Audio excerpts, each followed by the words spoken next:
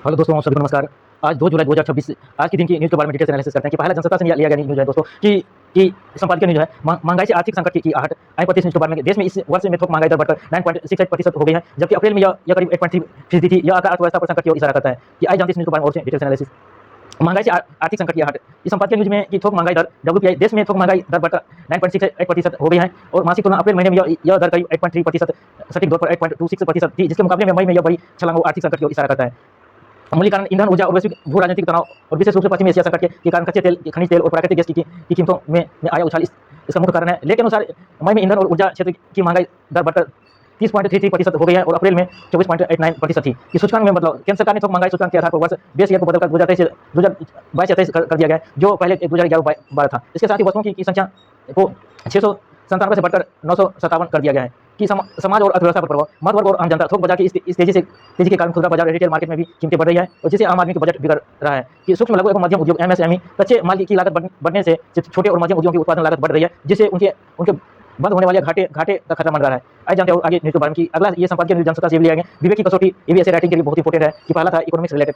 ये संपादकीय आर्टिकल है कि विवेक कसौटी की असमिति आलोचना की संस्कृति। समाज में आज किसी भी व्यक्ति या विचार या संस्था को देखने का नजरिया केवल पूर्ण समर्थन या पूर्ण विरोध या अंध विरोध तक सीमित हो गया है। तो बीच का रास्ता खत्म हो रहा है। कि किसी चीज़ की आलोचना करने का मतलब उसे पूरी तरह नकारना नहीं होता, बल्कि उसमें सुधार की इच्छा देखना भी हो सकता है।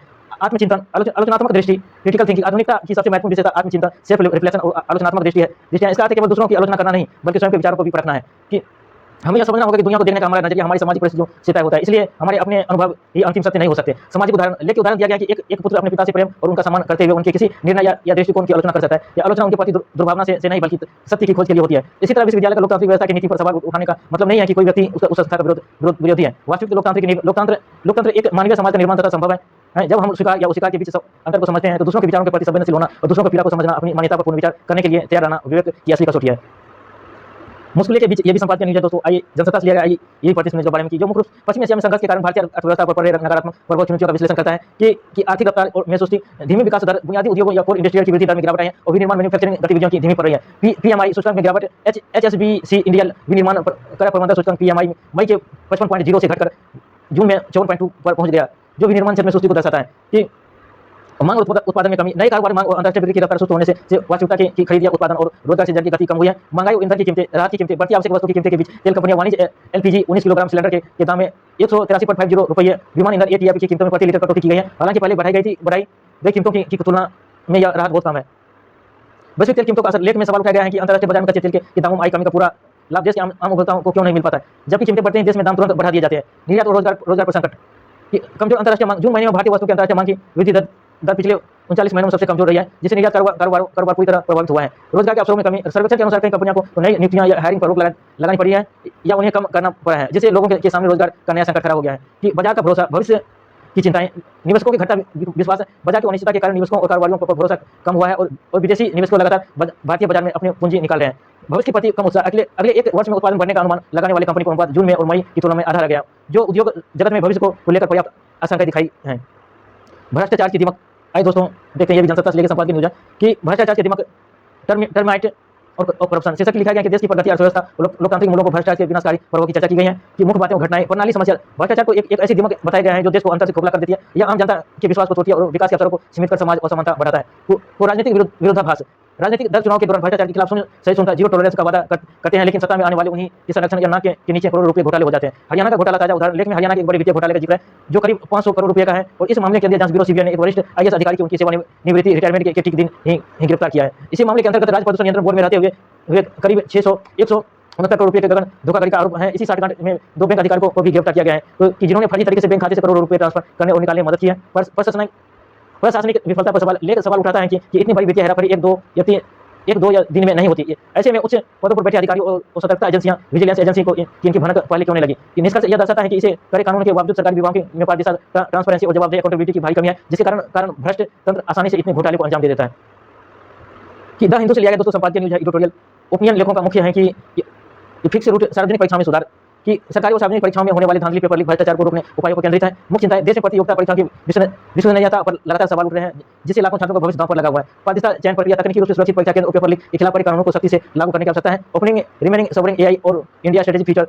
सोवरेन AI और भारत का भविष्य। कि विमान शरण और वेदिका पांडे द्वारा लिखा गया कि भारत में रणनीति और डिजिटल भविष्य के लिए संपूर्ण आर्टिफिशियल इंटेलिजेंस के महत्व को रेखांकित करता है कि विदेशी निर्माता भारत में विदेशी कंपनियों की यही मॉडल पर गंभीर है, जिससे डेटा सुरक्षा, भू राजनीतिक जोखिम, जियोपॉलिटिकल रिस्क बढ़ते हैं। रणनीतिक आवश्यकता, भारत को अपनी डेटा या स्थानीय भाषाओं और सांस्कृतिक प्राथमिकताओं के आधार पर अपना खुद का यही बुनियादी ढांचा तैयार करना चाहिए। मुख्य समाचार की संपादकीय के आज की कुछ अन्य महत्वपूर्ण राष्ट्रीय अंतर्राष्ट्रीय खबरें कि व्हाट्सएप को सरकारी नोटिस, सरकार ने व्हाट्सएप के नए यूजर फीचर पर रोक लगाने के लिए नोटिस भेजा है, क्योंकि इसे स्पैम और धोखाधड़ी बढ़ने का खतरा है। वर्ल्ड बैंक का फैसला, अमेरिकी आलोचना के बाद वर्ल्ड बैंक ग्रुप WBG ने जलवायु वित्त पोषण क्लाइमेट फाइनेंस के अपने तय लक्ष्यों को हटा दिया गया। ईंधन की खपत में वृद्धि थी। जून महीने में कीमतों में बढ़ोतरी के बावजूद देश में पेट्रोल की खपत में 17% और डीजल में 5.52% की वृद्धि दर्ज की गई है। द इंडियन एक्सप्रेस से संपादकीय न्यूज लिया गया है दोस्तों कि देश की अर्थव्यवस्था वैश्विक संकटों के बीच ये जनसत्ता में भी ये संपादकीय न्यूज आर्थिक मजबूती के संकटों को लेकर आंतरिक और बाहरी जोखिमों की निगरानी जरूरी है कि पश्चिमी एशिया संकट और वैश्विक व्यापार व्यवसायों के बावजूद भारतीय अर्थव्यवस्था मजबूत गति से बढ़ रही है। सकारात्मक पहलू e way bill generation PMI index बिजली की बढ़ती खपत दर्शाती है कि देश की आर्थिक इकोनॉमिक मोमेंटम फिलहाल बरकरार है। RBI की वित्तीय स्थिरता रिपोर्ट भी मजबूती और माइक्रो फाइनेंशियल स्थिरता को संकेत देती है। चिंता है कि अप्रैल मई के दौरान देश में 8 प्रमुख बुनियादी उद्योगों कोर इंडस्ट्री की विकास दर घटकर 1.1% रह गई है। इसके अलावा कमजोर मानसून के कारण खरीफ फसलों की बुआई प्रभावित हुई है, जिससे आने वाले समय में अल नीनो के असर और सर्दियों की रबी फसलों पर संकट खतरा बढ़ सकता है। जनसत्ता संपादकीय न्यूज पश्चिमी एशिया संकट, थोक महंगाई की चुनौती की जनसत्ता आज के संपादकीय विश्लेषण विशेषज्ञों और अनिश्चितताओं के कारण घरेलू बाजार पड़ने वाले असर का रेखांकित किया गया है। सूखे पर विनिर्माण, पश्चिमी एशिया मिडिल ईस्ट में लगातार जारी तनाव युद्ध की वजह से विनिर्माण मैन्युफैक्चरिंग की क्षेत्र की गति धीमी हो रही है, जिससे भारतीय बाजार चिंताएं बढ़ी है कि थोक महंगाई के खतरा। संपादकीय यह चेतावनी देती है कि कच्चे तेल की अस्थिरता और इनपुट कॉस्ट बढ़ने से थोक महंगाई, होलसेल इन्फ्लेशन अर्थव्यवस्था के सामने नई चुनौती खड़ी कर सकती है। जनसत्ता संपादकीय की प्रशासनिक जनसत्ता देश में प्रशासनिक भ्रष्टाचार और वित्तीय अनियमितता पर संपादकीय लिखा है कि हाल ही में एक वरिष्ठ अधिकारी गिरफ्तारी का हवाला देते हुए वे व्यवस्था में मौजूद चुकी 500 रुपये करोड़ के कथित घोटाले के पड़ों को उजागर किया गया है कि ढाका को हमारी चिंता समझनी होगी। ये भी द हिंदुस्तान से लिया गया है दोस्तों। ये भी संपादकीय न्यूज है कि बांग्लादेश की नई रणनीति पर नई टिकी हुई। भारत नहीं चाहता है कि उसके पूर्वोत्तर राज्यों के आसपास चीन को ऐसी भू रणनीतिक एकड़ मिले और जिसका कि कभी सामरिक इस्तेमाल हो। पर इस न्यूज पर बहुत इंपॉर्टेंट दोस्तों न्यूज है, EI से लिया गया। ये लाइव हिंदुस्तान से लिया गया कि ओपनिंग के संपादकीय है कि ढाका को हमारी चिंताएं समझनी होगी। लेकर मुख्य विषय संदर्भ है कि विशेष जवाहरलाल नेहरू विश्वविद्यालय JNU दिल्ली के प्रोफेसर संजय कुमार भारद्वाज द्वारा लिखा गया है कि मुख्य व्यक्ति लेख के केंद्र में स्थित बांग्लादेश के वर्तमान प्रधानमंत्री तारिक रहमान में की है कि भू राजनीतिक घटनाएं। लेकिन फरवरी 2026 में बांग्लादेश में सत्ता परिवर्तन के बाद प्रधानमंत्री बने तारिक रहमान की पहली विदेश यात्रा विश्लेषण किया गया है, जिसके लिए उन्होंने भारत के बजाय मलेशिया और चीन को भी चुना था कि चीन के प्रति झुकाव। इसलिए पता चला गया है कि भारत यह नहीं चाहता है कि पूर्वोत्तर राज्यों के पास चीन को कोई भी भू राजनीतिक पकड़ मिले, जिसे भविष्य में सामरिक रूप से दुरुपयोग हो सकते हैं। भारत बांग्लादेश संबंध लेख में आवागमी लिख की आई नई सरकार BNP की परंपरागत नीतियों और मुखर भारतीय विरोधी भावनाओं और चीन के साथ उनकी आर्थिक और तकनीकी गठजोड़ जो तीस्ता नदी परियोजना के उत्पन्न होने वाले सुरक्षा चिंता पर चर्चा की गई है। भारत की कूटनीति, भारत ने प्रधानमंत्री रहमान को नई दिल्ली आने का निमंत्रण दिया था, लेकिन उसके द्वारा बीजिंग को प्राथमिकता दी जाने से दोनों देशों के बीच भविष्य के संतुलन को लेकर चिंता व्यक्त की गई है। वाल्मीकि टाइगर रिजर्व, ये भी द हिंदुस्तान से लिया गया, ये भी संपादकीय न्यूज है कि वाल्मीकि टाइगर रिजर्व को लेकर इतना सन्नाटा क्यों आई। बहुत इंपॉर्टेंट न्यूज है दोस्तों कि लाइव हिंदुस्तान से के संपादकीय कॉलम में लिखा गया कि अमरेंद्र किशोर द्वारा लिखा गया है कि वाल्मीकि टाइगर रिजर्व को लेकर इतना सन्नाटा क्यों, कि भारत नेपाल संबंध लेख में भारत और नेपाल के बीच रोटी बेटी के संस्कृत और आत्मीयता संबंध को लेकर किया गया है। और परिस्थिति की चिंता इस कूटनीति निकटता के बीच बिहार के पश्चिम चंपारण और स्थित वाल्मीकि टाइगर रिजर्व के वन्यजीव और पर्यावरण पर पड़ने वाले प्रभाव पर तो वहाँ पसरे सन्नाटे और अत्याचार के ध्यान आकर्षित किया गया है। वो हाईलाइट लेख के मुख्य विशेष रूप से विचार रेखांकित किया गया है कि भारत नेपाल सीमा की अनिश्चितता का बुरा प्रभाव वहाँ के जीवों की देखभाल पर तो पड़ता ही है, लेकिन परिस्थिति पर भी पड़ रहा है। वनों से हमारा आज कल सुरक्षित, ये भी संपादकीय न्यूज है कि द हिंदुस्तान से लिया गया। बहुत इंपॉर्टेंट न्यूज है कि लेख का मुख्य सारांश है कि पर्यावरण संरक्षण वनों के जंगलों के महत्व पर प्रकाश डाला गया है। इसमें बताया गया है कि मानवीय जीवन और हमारा भविष्य पूरी तरह से वनों की सुरक्षा पर निर्भर करता है। मुख्य बिंदु है कि ग्लोबल वार्मिंग और जलवायु परिवर्तन वनों की अंधाधुंध कटाई के कारण मौसम चक्र बिगड़ रहा है और ग्लोबल वार्मिंग जैसी गंभीर समस्या पैदा हो रही है। पर्यावरण संतुलन, वन हमें न केवल ऑक्सीजन देते हैं बल्कि पृथ्वी के बढ़ते तापमान को नियंत्रित करने और समय पर वर्षा कराने में भूमिका निभाते हैं। अब कसौटी पर चिंता जंगलों की कंक्रीट के जंगलों शहरीकरण में बदला जा रहा है और जिससे वन जीवों के प्राकृतिक आवास नष्ट हो रहे हैं। भविष्य सुरक्षा, यदि हम आज पेड़ों को नहीं बचाएंगे तो आने वाली पीढ़ियों के लिए शुद्ध हवा और पानी और सुरक्षित वातावरण मिलना असंभव हो जाएगा। घटती कीमतें, ये भी दोस्तों बहुत इंपॉर्टेंट है कि ये भी संपादकीय न्यूज है कि घटती कीमतें, फॉलिंग कीमतें के अंतर्गत ये इकोनॉमिक्स से लिया गया है दोस्तों कि अंतर्गत पेट्रोल डीजल और पेट्रोलियम पदार्थों वैश्विक घरेलू कीमतों में आ रही गिरावट है। आई जानते हैं न्यूज के बारे में बहुत इंपॉर्टेंट। अंतर्राष्ट्रीय स्तर पर कच्चे तेल के दामों में आई, क्रूड ऑयल के दामों में आई कमी के कारण घरेलू बाजार में ईंधन की कीमतें में गिरावट देखी जा रही है। नजारा एनर्जी उल्लेख विशेष रूप से रेखांकित किया गया। भारत की सबसे बड़ी निजी ईंधन विक्रेता कंपनी नायरा एनर्जी की पेट्रोल कीमतों में सबसे बड़ी इजाफा किया गया था। सबसे पहले कीमतों को भी घटाया है। वैश्विक घरेलू संदर्भ, रूस यूक्रेन युद्ध का प्रभाव, लेकिन इस चर्चा में की गई कि युद्ध की शुरुआत में कीमतें रिकॉर्ड स्तर पहुंच गई थी, लेकिन धीरे धीरे वैश्विक बाजार में तेल की कीमतें समान स्तर जैसे $88 प्रति बैरल आसपास लौट आई है। और अमेरिका में भी कच्चे तेल और गैसीय पेट्रोल की कीमतों में कमी आने का वहाँ के उपभोक्ता को इससे राहत मिलने का जिक्र है। महंगाई की राहत लेकर बताया गया पेट्रोल पदार्थ के सस्ते होने के परिवहन लागत कम होगी, जिससे आने वाले समय में आम लोगों की महंगाई से बहुत राहत महसूस होगी। ईरान के परमाणु अधिकार पर समझौते, ये बहुत इंपॉर्टेंट, ये भी न्यूज है दोस्तों, IR से लिया गया है ईरान के परमाणु कार्यक्रम और अंतर्राष्ट्रीय संबंधों से जुड़ी छिपी मुख्य रूप से इस विचार का ईरान के परमाणु अधिकारों को वैश्विक महाशक्तियों के साथ रूप में रेखांकित किया गया है सुर्खियों का, क्योंकि ईरान के परमाणु अधिकारों को समझौता नहीं है। यह कारण कई अधिक रुख दर्शाता गया कि विशेष कोलम की बाईं ओर से एक शांति समझौता लिखा गया, इसके अमेरिका और ईरान के झंडे बने हुए हैं कि दाईं ओर से नतीजे जो भी हो वो मजबूत स्थिति में वेंस यह बातचीत समझौते के संदर्भ में किसी प्रमुख अधिकारी समूह अमेरिका अंतर्राष्ट्रीय प्रतिनिधि के बयान दर्शाता है। ईरान का लेख के अनुसार ईरान ने स्पष्ट किया है कि वो अपने परमाणु कार्यक्रम और अपनी शांतिपूर्ण परमाणु क्षमताओं पर कोई समझौता नहीं करेगा। अंतर्राष्ट्रीय दबाव पाठ में जिक्र है कि दुनिया की महाशक्तियों द्वारा दबाव बनाने की कोशिश के बावजूद ईरान अपने परमाणु अधिकारों की रक्षा करने के प्रतिबद्ध है। केंद्र में समुद्र में तैरते हुए कुछ सैन्य वाणिज्यिक जहाजों की तस्वीर है। इसके नीचे कैप्शन के अनुसार यह ओमान के सुल्तान में संयुक्त युद्धाभ्यास का समुद्री गतिविधि संबंधी दृश्य है। इस क्षेत्र में सामरिक हलचल दर्शाता है।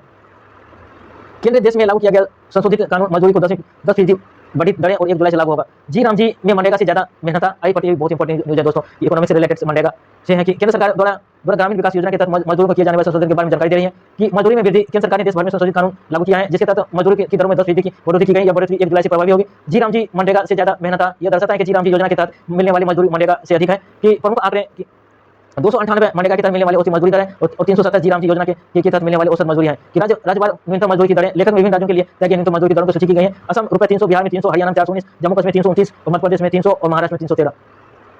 घरेलू लेनदेन में बढ़ते जीएसटी संग्रह में 14% का उछाल की आई पट्टी बहुत इकोनॉमी से रिलेटेड बहुत इंपॉर्टेंट न्यूज है दोस्तों कि ये न्यूज हर न्यूज पेपर में, जनसत्ता में भी है, द हिंदू में है और पीआईबी में, सब में ये न्यूज है दोस्तों बहुत इंपॉर्टेंट। भारत के वस्तु सेवा कर जीएसटी संग्रह में हुई भारी बढ़ोतरी की किसी तरह के घरेलू लेनदेन में जीएसटी संग्रह में 14% का उछाल कि जून महीने में देश के कुल दशक ग्रोथ जीएसटी संग्रह 1,94,812 करोड़ रुपये रहा है। पिछले वर्ष की समान अवधि 1,71,105 रुपये की तुलना में 13.9% लगभग 14% अधिक है कि शुद्ध संग्रह नेट कलेक्शन रिफंड जारी करने के बाद शुद्ध जीएसटी संग्रह 11.2% बढ़कर 1,62,377 रुपये रहा है। घरेलू व्यवसाय के लेनदेन में होने वाली संग्रह 6.5% बढ़कर 1,34,774 रुपये हुआ है। आयात इंपोर्ट विदेशों से आने वाले सामान आयात पर टैक्स संग्रह में 34.6% भारी बढ़ोतरी दर्ज की गई है जो 60,038 करोड़ रुपये तक पहुंच गया है। पहली तिमाही अपने जून चालू वित्त वर्ष में पहली तिमाही में कुल जीएसटी संग्रह 8.4% वृद्धि के साथ 6.31 लाख रुपये के पार पहुंच गया है।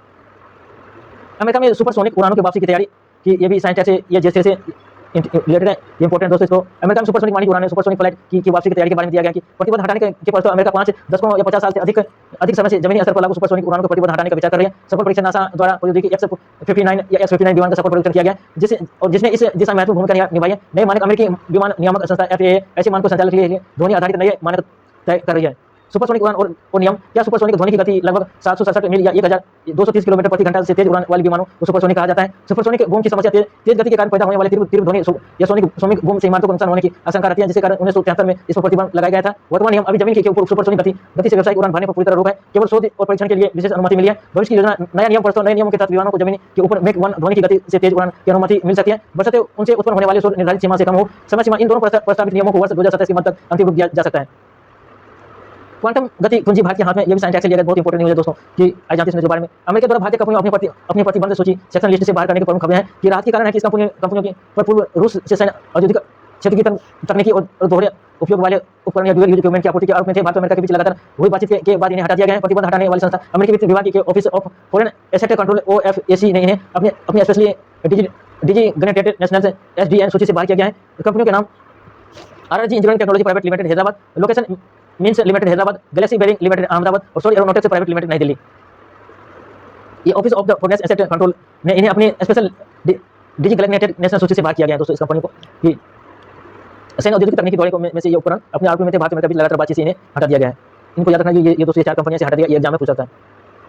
पश्चिम एशिया तनाव के बीच भारत का तेल आयातित रिकॉर्ड स्तर है। आज जानते हैं इसमें जो बारे में बहुत इंपॉर्टेंट न्यूज है दोस्तों, GS3 से लिया गया है कि पश्चिम एशिया तनाव के बीच भारत को तेल आयात रिकॉर्ड स्तर पर मध्य पूर्व वेस्ट एशिया में जारी भू राजनीतिक तनाव के बावजूद भारत ने कच्चे तेल क्रूड ऑयल की आयात में एक नया रिकॉर्ड बनाया है कि जून का रिकॉर्ड आयात भारत के जून महीने में प्रतिदिन 49.3 लाख बैरल BPD कच्चे तेल का आयात किया है, जो इस महीने के लिए अब तक की सबसे बड़ा रिकॉर्ड है। जानकारी ऊर्जा ट्रैकिंग फर्म केपलर के आंकड़े से मिलती है।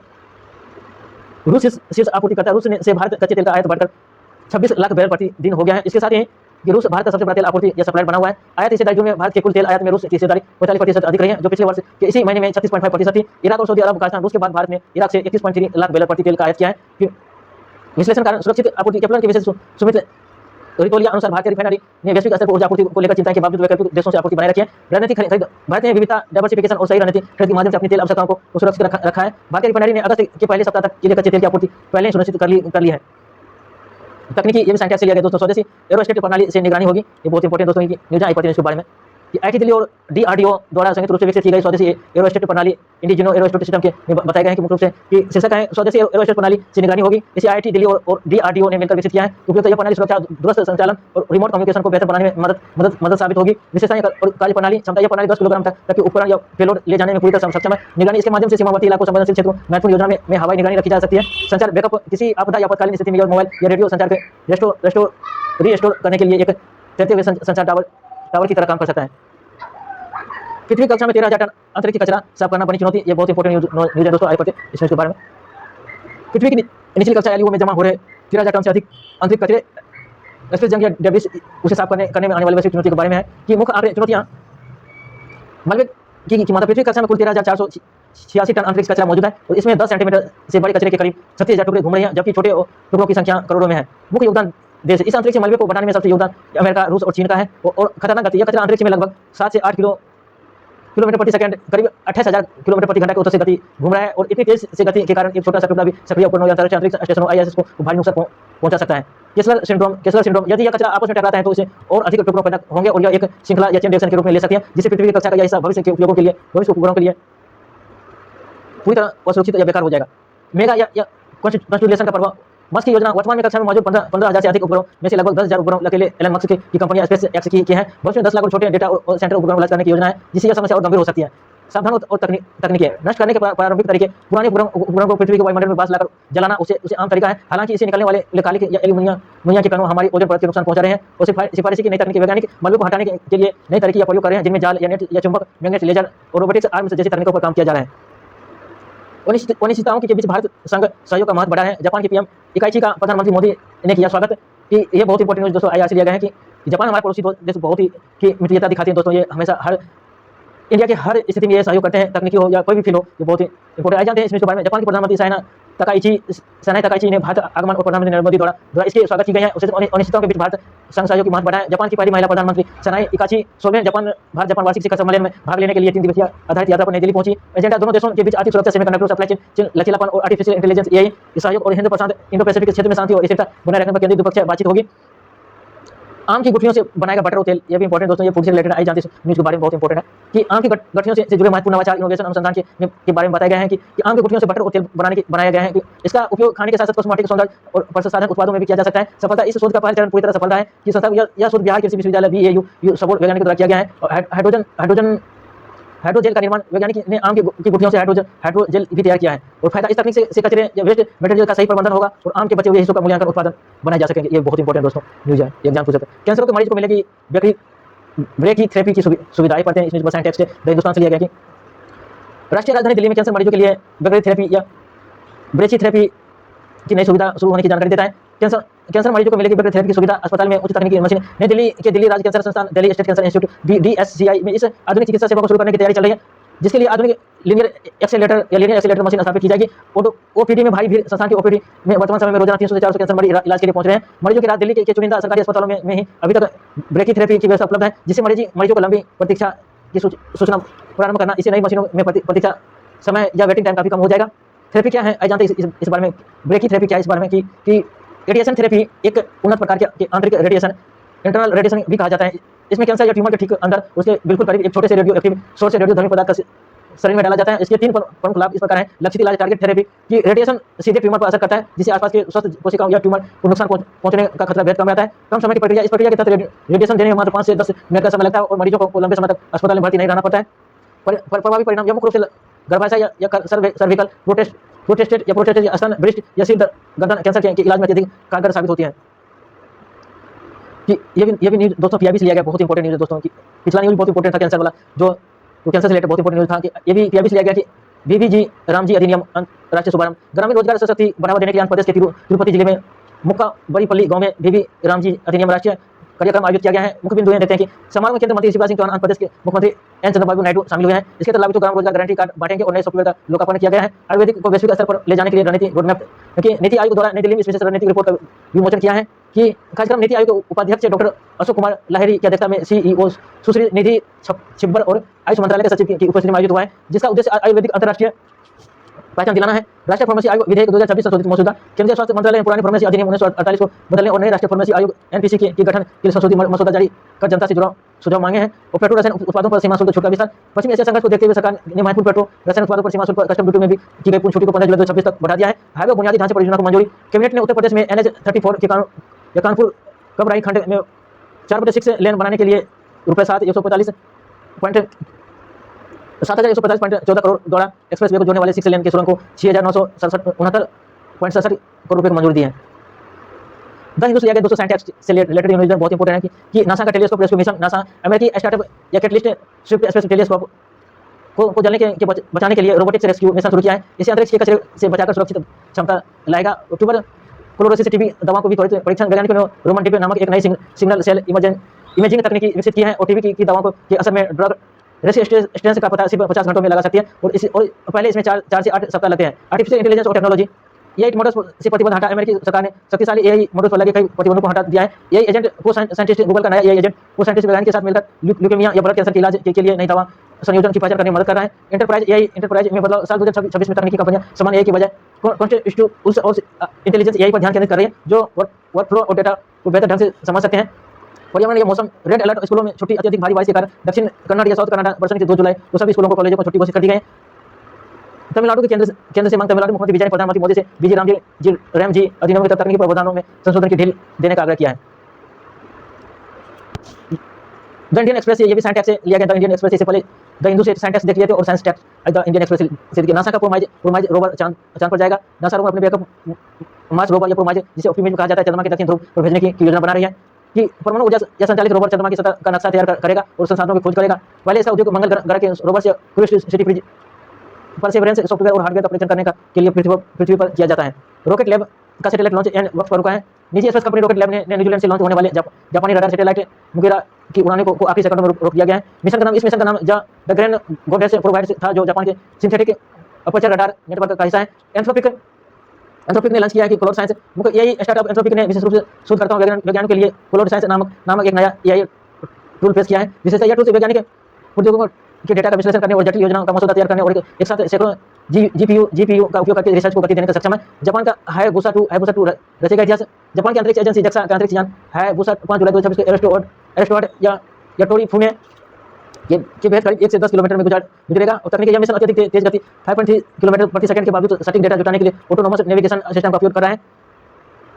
2 जुलाई 2026 द हिंदू से लिया गया दोस्तों कि इकोनॉमिक से रिलेटेड भारतीय अर्थव्यवस्था से है कि जून 2026 जीएसटी कलेक्शन 1.95 लाख करोड़ पहुंचा। वित्तीय मंत्रालय द्वारा जारी आंकड़ों के अनुसार जून 2026 में ग्रोथ जीएसटी राजस्व 13.9% बढ़कर 1.95 लाख रुपए हो गया है। पिछले 13 महीने में सबसे तेज विकास दर है कि आयात इंपोर्ट की भूमिका इस बार जीएसटी रिपोर्ट की बढ़ोतरी घरेलू बिक्री में ज्यादा आयात योगदान रहा है। आयात होने वाले जीएसटी कलेक्शन 34.6% भारी उछाला है और ₹60,038 करोड़ रुपए दर्ज किया गया है कि घरेलू स्तर पर किए गए बिजनेस लेनदेन में होने वाली जीएसटी संग्रह 6.5% बढ़कर 1.35 लाख करोड़ रहा है कि 1 जुलाई 2026 को जीएसटी लागू पूरे 9 साल हो चुके हैं। विशेषज्ञों का मानना है कि input tax credit ITC taxi विवादों को अभी भी सुधारने की जरूरत है। पेट्रोल डीजल की कीमतों में बढ़ने के बावजूद जून में खपत बढ़ी है। मुख्य मई महीने में पेट्रोल और डीजल के दामों में 4 चरणों में लगभग ₹7.5 प्रति लीटर बढ़ोतरी की गई है। ताजा अपडेट इस मूल्य वृद्धि के बावजूद देश में ईंधन फ्यूल की औद्योगिक और वाणिज्य मांग मजबूत रहने के कारण जून महीने में पेट्रोल डीजल की कुल खपत में बढ़ोतरी दर्ज की गई है। आर्थिक विकास जीडीपी अनुमानित रुझान फाइनेंशियल 2025-26 के अंतिम आंकड़े के हाल ही में सरकार द्वारा जारी किए गए अंतिम आंकड़ों के अनुसार वित्तीय वर्ष 2025-26 में भारत की जीडीपी ग्रोथ 7.7% रही है और जिसमें चौथी तिमाही की वृद्धि 7.8 दर्ज की गई है। आगामी मंदी की चेतावनी द हिंदू संपादकीय अर्थव्यवस्था विश्लेषण के अनुसार चालू वर्ष 2026 या 27 में आर्थिक विकास दर घटकर 6.6 रह सकती है। इसका मुख्य कारण पश्चिमी एशिया में चल रहे तनाव के कच्चे तेल उर्वरक की बढ़ती कीमतें और कमजोर मानसून की आशंका है।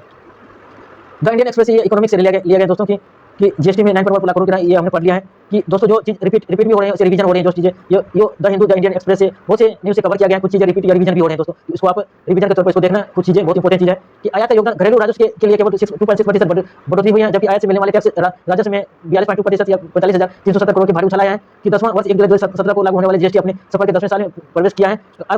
आरबीआई की वित्तीय स्थिरता की मजबूत banking sector RBI governor Sanjay Malhotra के अनुसार मार्च 2026 में बैंकों ग्रोथ जीएनपीए घटकर कई दशकों में निचले स्तर 1.8% आ गया है। वैश्विक देखो रिजर्व बैंक ने चेतावनी दी है कि महत्वपूर्ण संकट वेस्ट एशिया कॉन्फ्लिक्ट भू राजनीतिक तनाव के कारण भारतीय अर्थव्यवस्था को भारी दबाव बढ़ रही है। विकास की रफ्तार घरेलू वित्तीय वर्ष चौथी तिमाही में भारतीय अर्थव्यवस्था की रफ्तार अच्छी रही है लेकिन 8 बुनियादी उपयोगी या कोर सेक्टर की वृद्धि मई अप्रैल में घटकर 1.1% रह गई है। नए हाईवे प्रोजेक्ट कैबिनेट की मंजूरी। कानपुर कब रही हाईवे केंद्रीय कैबिनेट के उत्तर प्रदेश में कानपुर से कब रही तक ₹7,145 करोड़ की लागत से बनने की 4 लेन ग्रीनफील्ड हाईवे को मंजूरी दी है। समय की बचत। यह 242 किलोमीटर लंबा प्रोजेक्ट कानपुर भोपाल आर्थिक कॉरिडोर का हिस्सा है जो यात्रा के समय 3.5% से घटाकर केवल 1.5% कर देगा। नई ग्रामीण रोजगार योजना बीजी रामजी पंजाब में लागू। पंजाब की भगवत मान ने 1 जुलाई 2026 केंद्र सरकार की नई योजना को लागू कर दिया गया है। राजनीतिक बस केंद्र सरकार द्वारा इस योजना कर मजदूरी दरों या वेज रेटेड की अधिसूचित करने के कांग्रेस और विपक्षी दलों ने विरोध जताया है। शेयर बाजार में कच्चा तेल क्रूड ऑयल में गिरावट। वैश्विक बाजार में कच्चे तेल क्रूड ऑयल की कीमतें $70 प्रति बैरल आ गया है।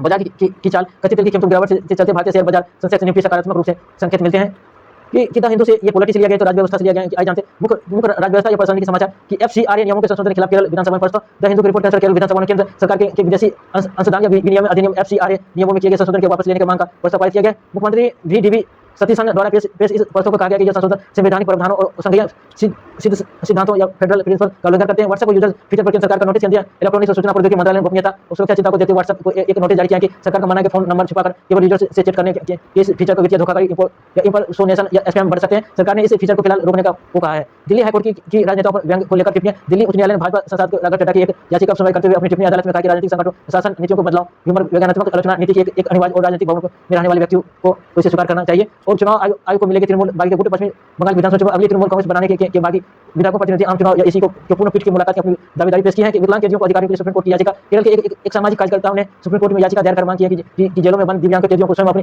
क्षमता की पहचान सेल्फ आइडेंटिटी घोषणा करने का कानूनी अधिकार मिलना चाहिए ताकि उन्हें जेल प्रशासन की उचित सुविधा मिल सके। और द हिंदू से यह संपादक कि घास फूस ग्रोस रूट तो लोकतंत्र चरण की फेस पर भारत में स्थानीय निकायों पंचायतों नगर या पालिकाओं को घाटी शक्तियों और जमीनी सब लोकतंत्र के कमजोर होने के लिए जताई गई है। और एनजीओ फंडिंग पर कड़े नियम एफसीआरआर नियमों में संशोधन के बाद देश में स्वयं सेवी संगठनों एनजीओ के सामने आने वाले संकट और प्रशासनिक जटिलताओं पर विश्लेषण किया है। थैंक यू दोस्तों, आज बहुत इंपॉर्टेंट न्यूज़। थैंक यू, आज तक इतना ही।